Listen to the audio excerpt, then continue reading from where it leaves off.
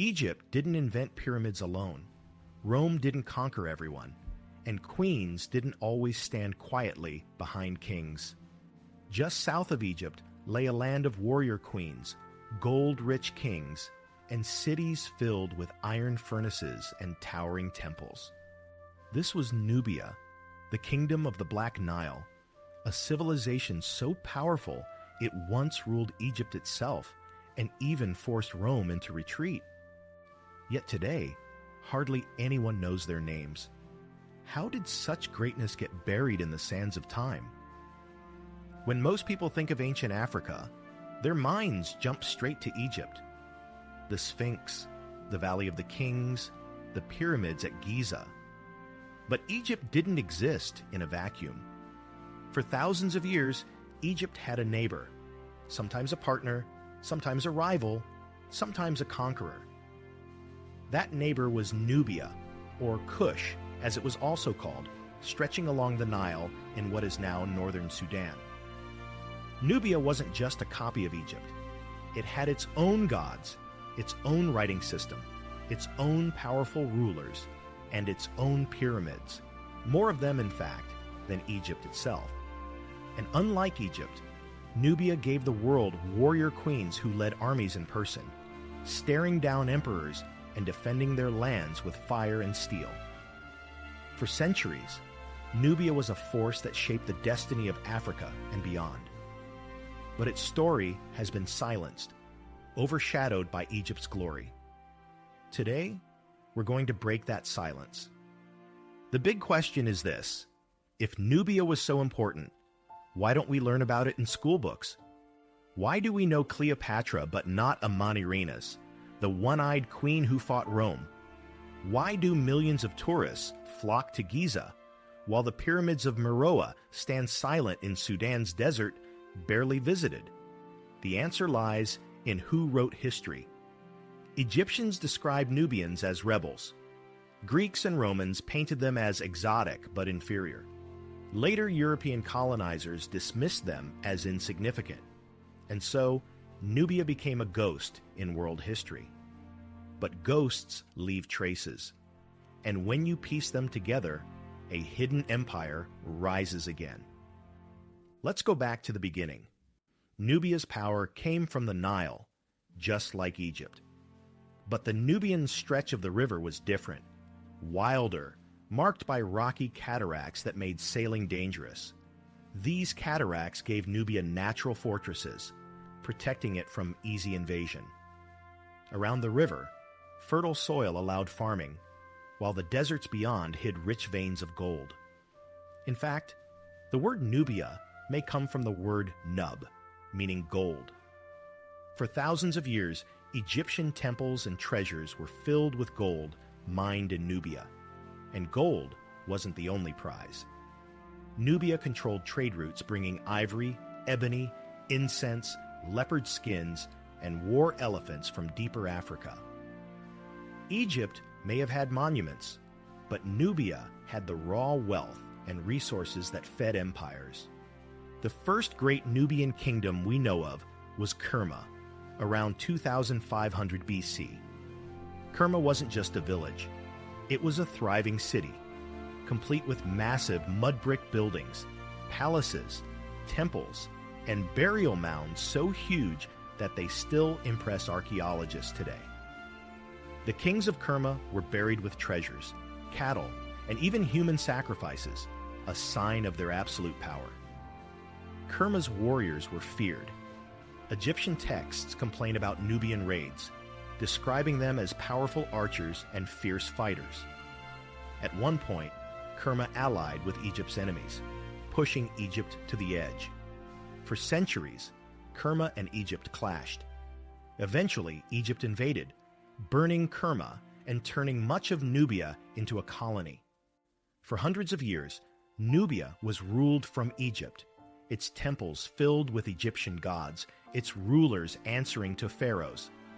But here's the thing: Nubia never vanished. Instead, it absorbed Egyptian culture while keeping its own alive. They learned hieroglyphs, worshipped Amun and Isis, but also honored their own gods, They served in Egypt's armies, built temples, and waited. And when Egypt began to weaken centuries later, Nubia rose again. By 800 BC, Egypt was fractured and vulnerable. From their capital at Napata, the Nubian kings of Kush struck north. King Pi marched into Egypt, conquering city after city, and declared himself pharaoh. This began Egypt's 25th dynasty, the dynasty of the Black Pharaohs. These weren't invaders pretending to be Egyptian. They saw themselves as true heirs of Egypt's traditions, restoring temples, reviving old festivals, and presenting themselves as protectors of the Nile Valley. One of the most famous of these kings was Taharka. Tall, strong, and charismatic, he became a legend. He built enormous temples, strengthened defenses, and even fought against the Assyrians, one of the most feared empires of the ancient world. The Bible itself mentions him, describing the king of Kush, who resisted foreign invasion. For decades, Nubian kings ruled both Egypt and Nubia, creating an empire that stretched over 1,500 miles. Imagine that, an African kingdom ruling Egypt at its height. But empires rise and fall. The Assyrians eventually drove the Nubians out of Egypt, and Egypt fell into the hands of Persians, then Greeks, then Romans. The Kushite pharaohs returned to Nubia, but their memory of ruling Egypt never faded. Statues from this era show kings with distinctly Nubian features, a proud reminder that Africa's rulers once wore the double crown of Egypt. What made Nubia truly unique, though, were its queens. In Egypt, queens had influence, yes, but they rarely ruled alone. In Nubia, queens were called Candaces, and they wielded power in their own right.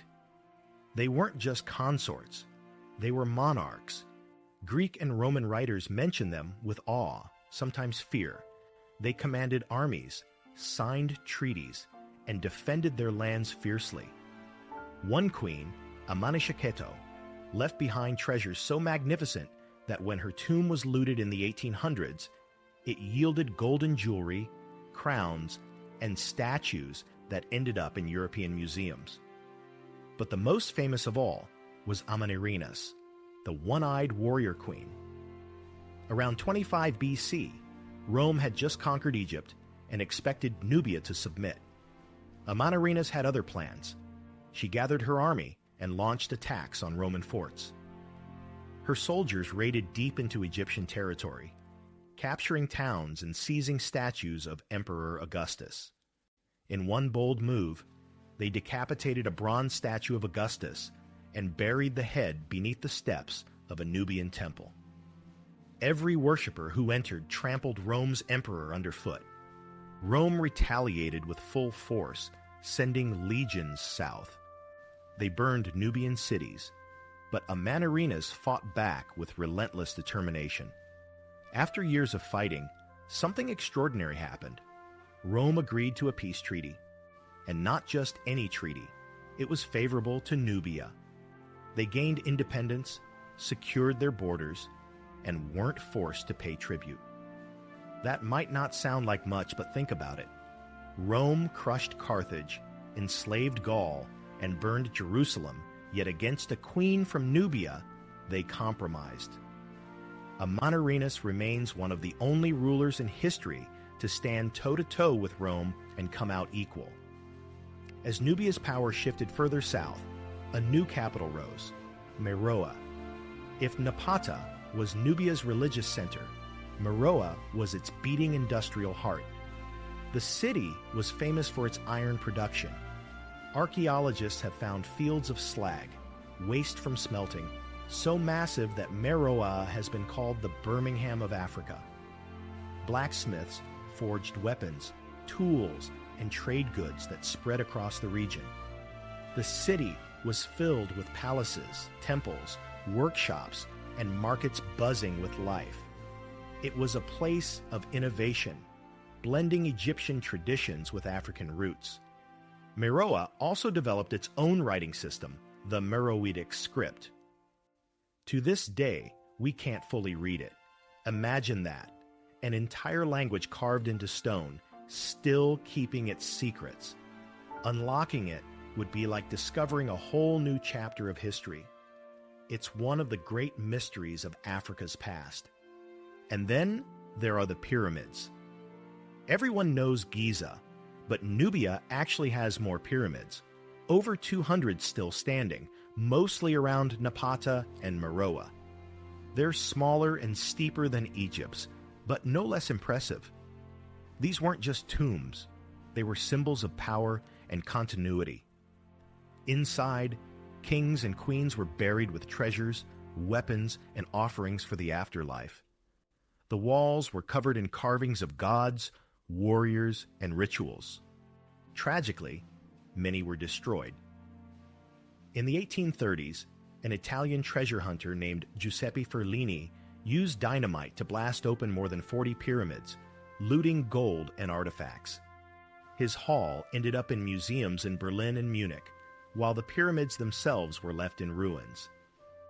To this day, Sudan's pyramids remain undervisited and underappreciated, even though they are some of the most remarkable monuments in Africa.